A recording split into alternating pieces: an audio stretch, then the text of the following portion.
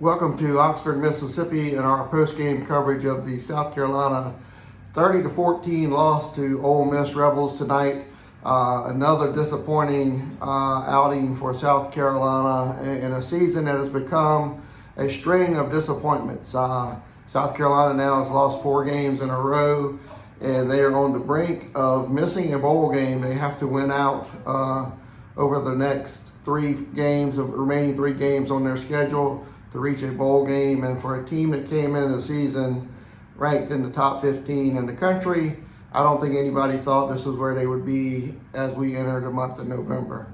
Our coverage tonight is brought to you by the South Carolina Beef Council, and we will recap what happened here in Oxford, again on a disappointing night for the Gamecocks.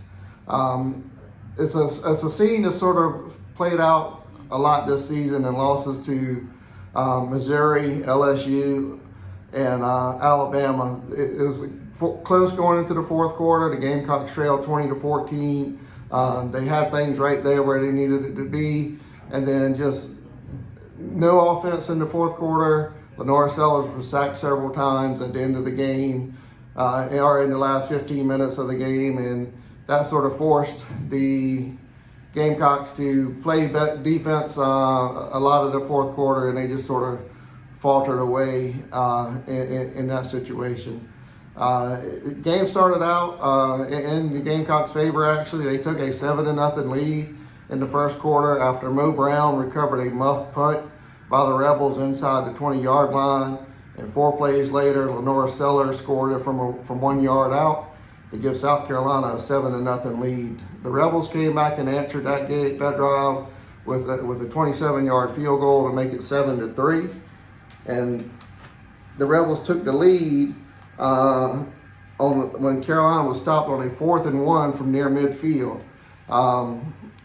It was a toss sweep to Matthew Fuller. He lost 3 yards on the play, and it only took the Rebels 2 plays to get into the end zone from that point.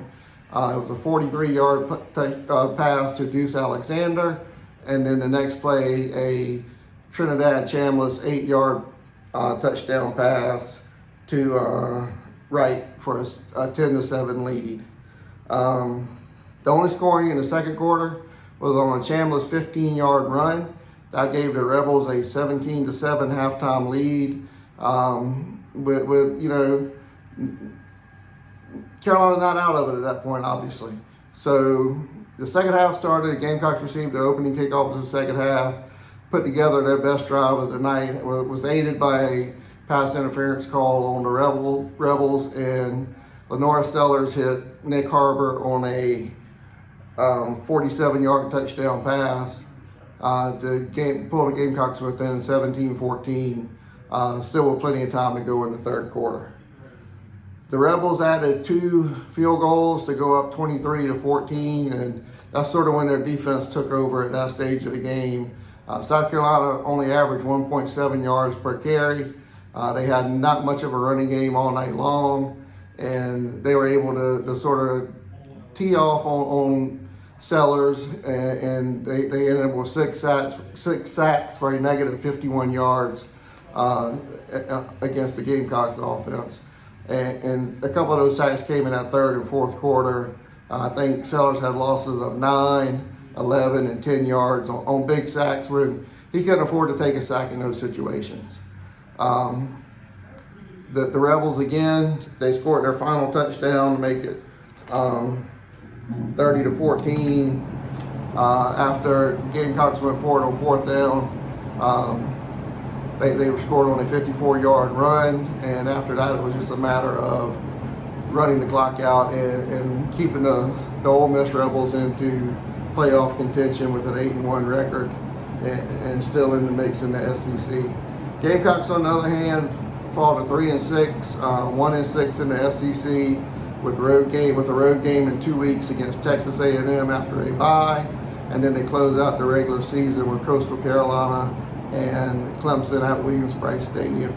The Gamecocks have to win out to make a bowl, and a lot of dejected players, dejected Shane Beamer after the game, and they have to play for pride and play for themselves over these next 3 football games to see if they can salvage something out of this season.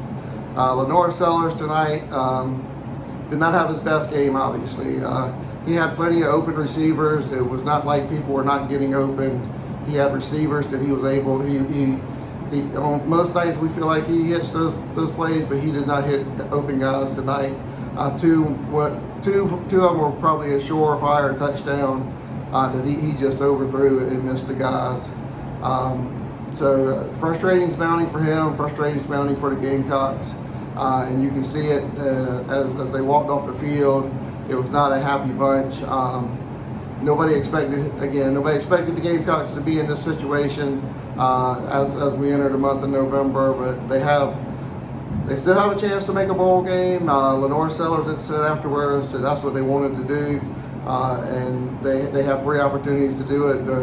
The fact that number 3, Texas A&M, is next on the docket does not bode well for them. And then, like I said, they come home and finish the season at Williams-Brice against Coastal and Clemson. This is our wrap up from Oxford, Mississippi, and this is brought to you by the South Carolina Beef Council.